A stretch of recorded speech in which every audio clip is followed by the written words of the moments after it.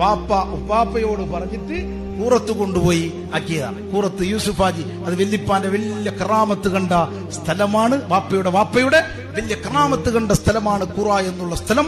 മാത്രമല്ല എല്ലാ ഔലിയാക്കളും ആരിഫീങ്ങളും പണ്ഡിതന്മാരും സയ്യിദന്മാരും പണ്ട് മുതൽക്കേ 40-50 കൊല്ലങ്ങൾക്ക് മുമ്പേ വന്ന സ്ഥലവുമാണ് ഖുറ എന്ന് പറയുന്ന സ്ഥലം.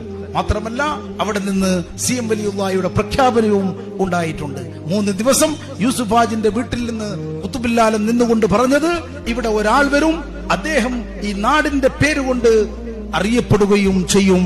ഇവിടുത്തെ മണ്ണിനും ഇവിടുത്തെ വെള്ളത്തിനും ശിഫയുണ്ടാകും. ഇവിടെ ഒരു മസാർ വരും.